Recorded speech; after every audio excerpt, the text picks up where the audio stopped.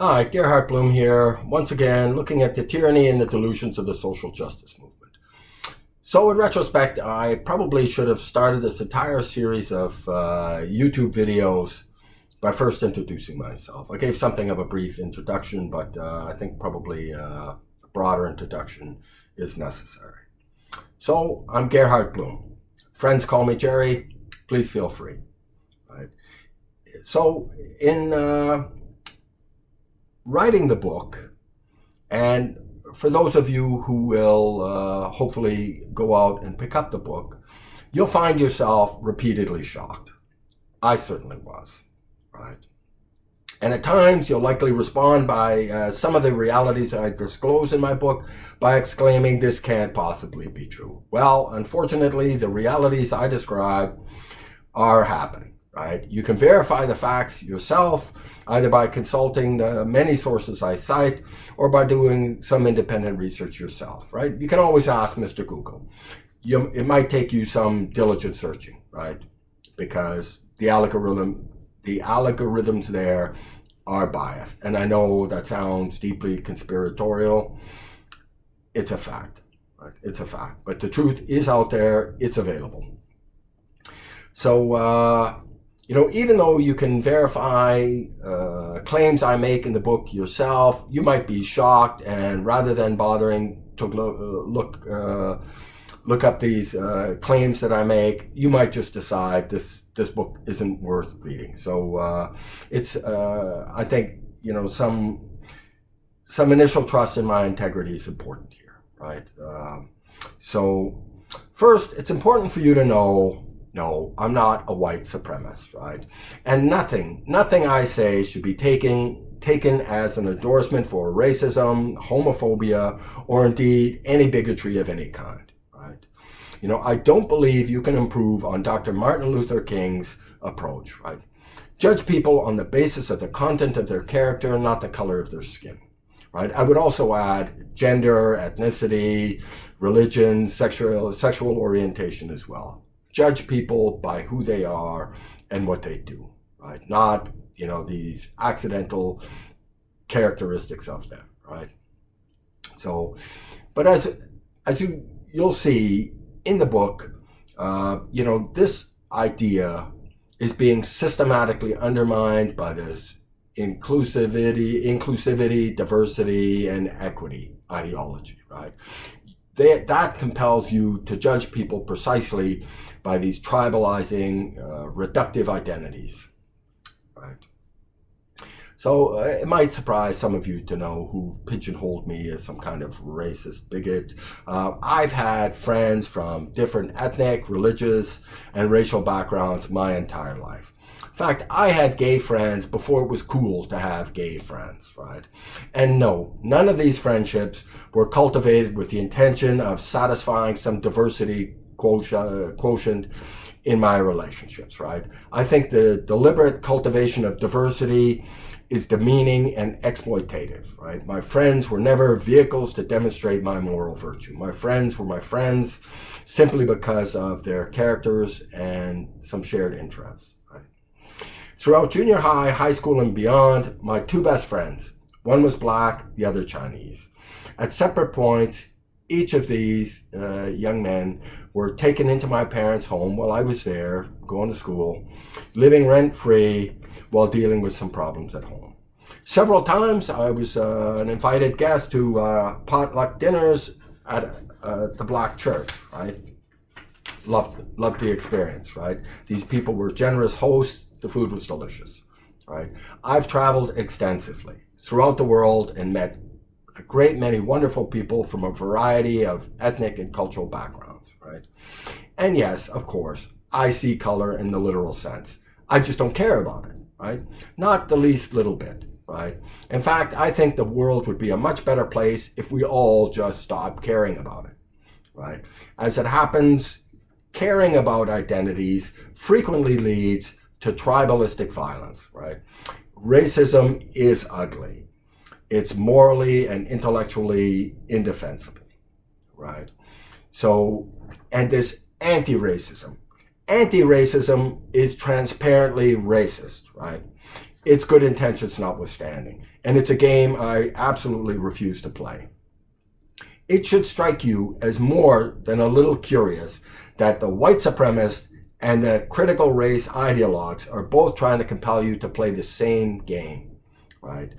And if you read the book, you will see that this racism for social justice isn't simply ugly. It's divisive, right? It is fueling mutual resentment and hostility, right? The arguments behind it are also false, right? Absolutely false. I looked at the data, right? The negative disparities or the achievement gaps between blacks and whites that proponents claim are the product of systemic racism or racism otherwise. It's not, right? These gaps are not the product of racism. We see the same gaps between various other groups and whites in the United States. And this time the roles are reversed, right? Several other groups, peoples of color, out-earn and outperform whites, right? Their children do better in school, and they on average earn more than white families, right? So, and no, that's not the evidence. That's not the only evidence I offer, right? It would take,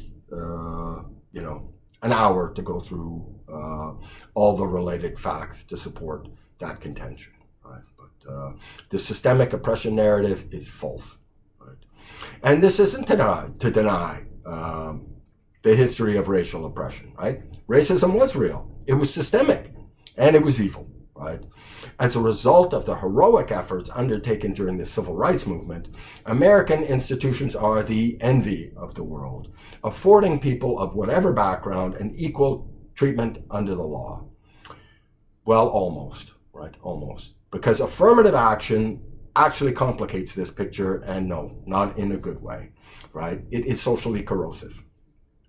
Remember our Martin Luther King principle here. Judge people on the basis of their character or their merits, not on the basis of their color, right? Affirmative action, it's divisive, and it's racist. And no, racism hasn't disappeared.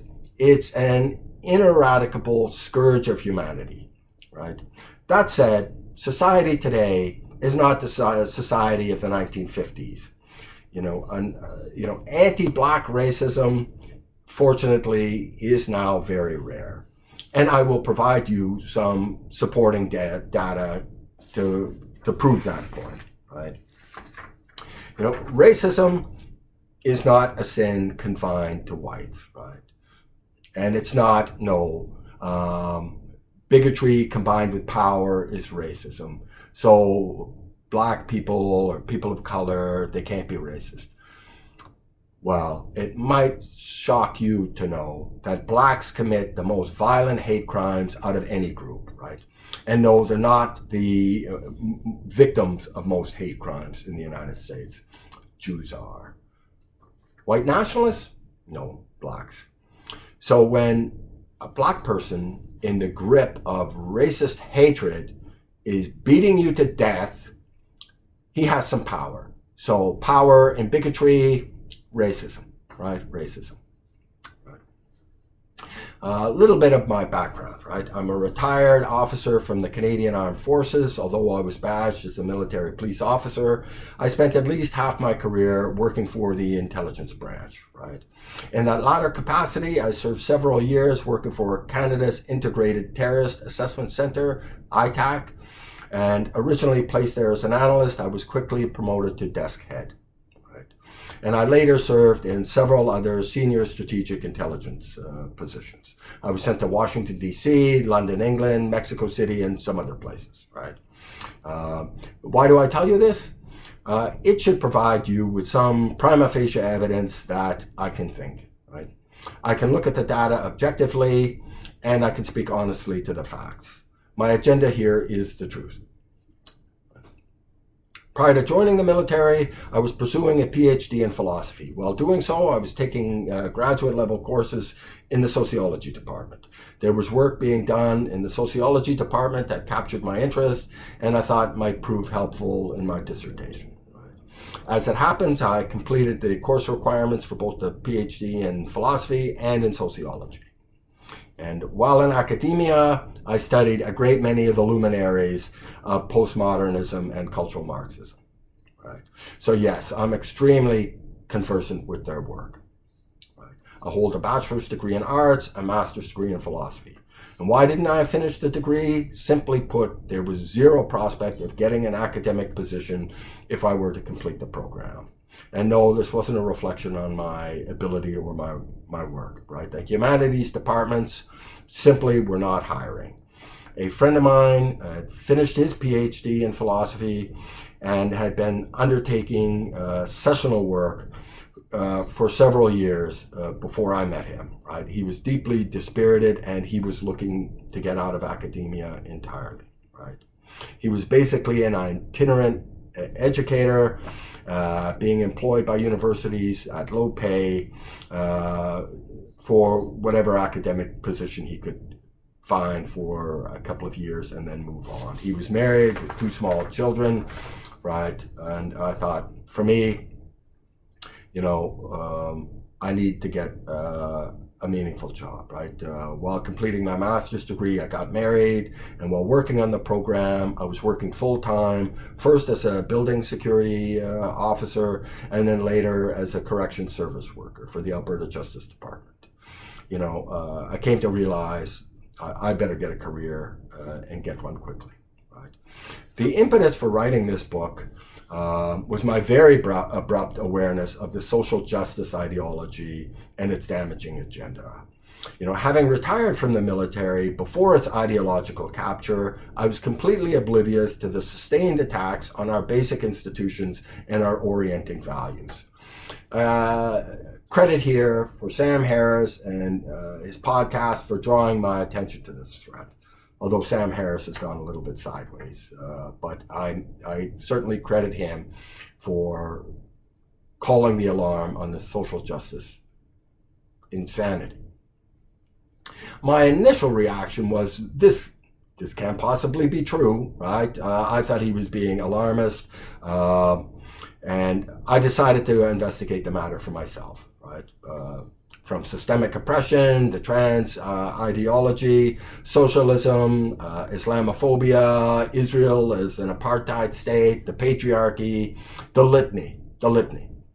The more I inquired, the more concerned I became, right? This can't possibly be this bad. And then I would research more and I'd think, oh, no, it's actually worse, right? It's actually worse. I started writing small opinion pieces on Facebook and wrote several essays for graduate school in psychology, right? So that gave me an opportunity to critically think about these issues, put my thoughts in some coherent order, and to test them against the world, right? No, I never got any, reasoned rebuttals. Got called racist, right? Racist, homophobe, right? That's not an argument, right? That's not an argument.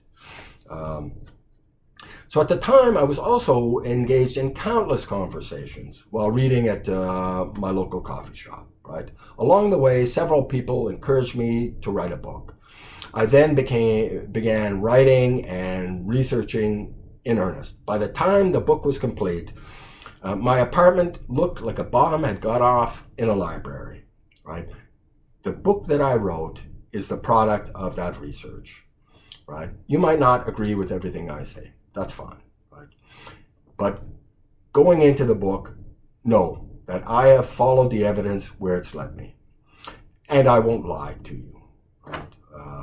I didn't go into this project with any other agenda than to understand the merits of what the various claims of the social justice movement were, right? And the book that I hope you'll pick up, Deconstructing Social Justice, that's the product of my research and investigation into these matters. I do hope you'll check it out. I think it's an important work. Other excellent books have been written on the subject. I think I provide some unique insights and some important analysis here. I would very much appreciate your support. I'm trying to fight this cancerous nonsense, and I could use your support. And if you think you understand this, ideology. You may very well, right? If you've engaged in hours of research and reflection on the matter, right? This is a depth and a breadth that you may very well not understand. So thank you very much for your time and attention. The book, not important because I wrote it. I wrote it because the issues are important. Thank you so much. Bye-bye.